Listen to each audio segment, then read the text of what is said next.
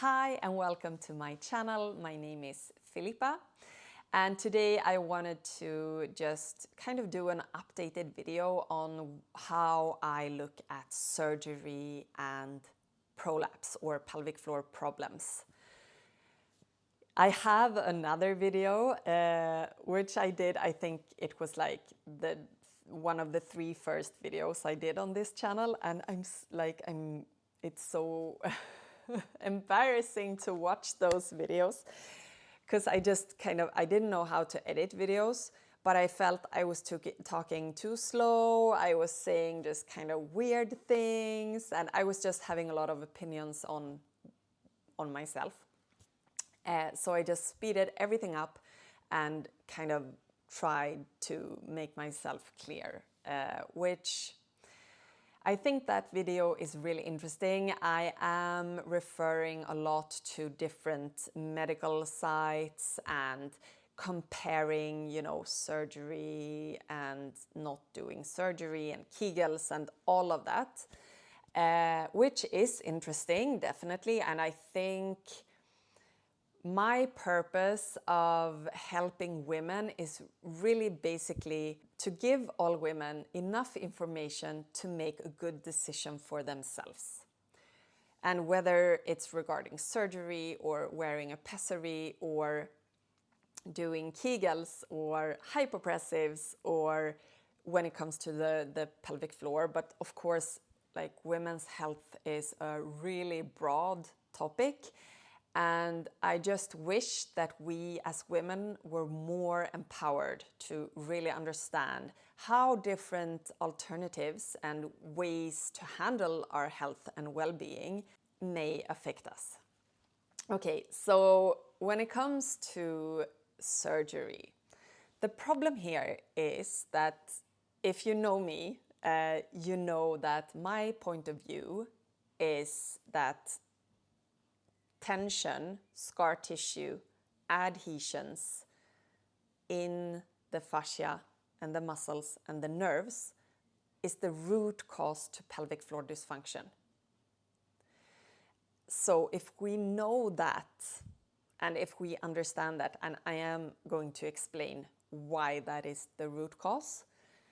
If you hear that for the first time, it may be like, what? No. Like, I just have weak muscles. I have a weakness in the pelvic floor. And that's correct.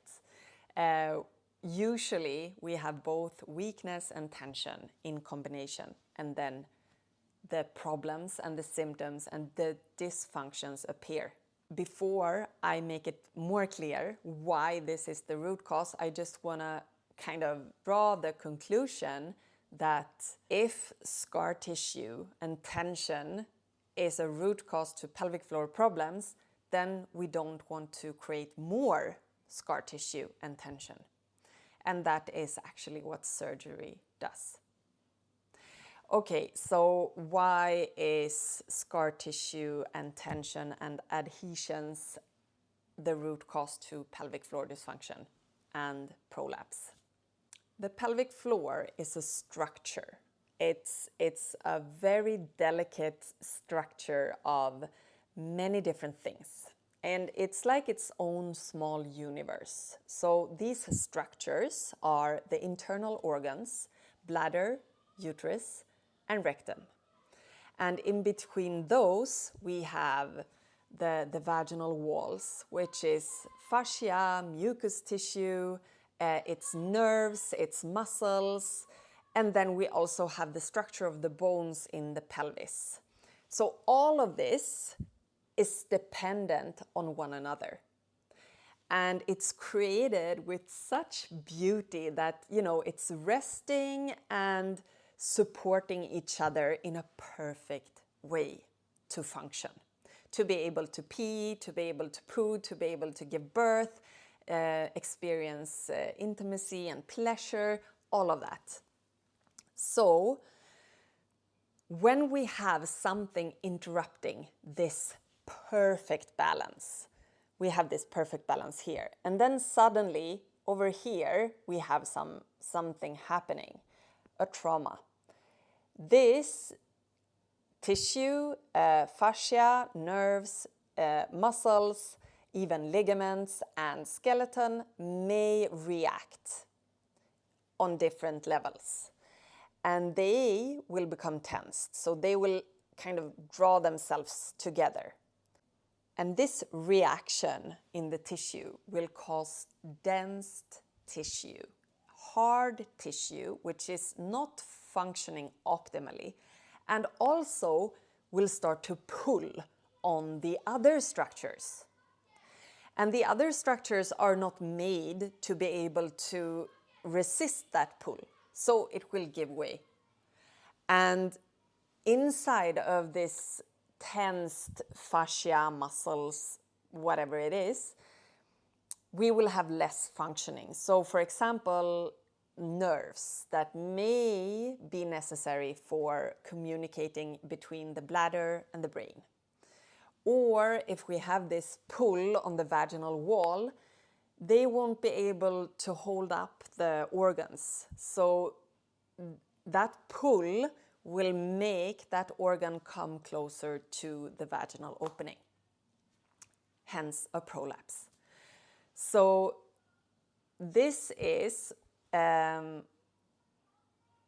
so all this work I refer to Anna Kroll. She is an amazing physiotherapist in the UK. She has done a lot of research on this. Also in her clinic, she's working exactly on this. So she's releasing scar tissue and women get more function back in their pelvic floors again, which is amazing.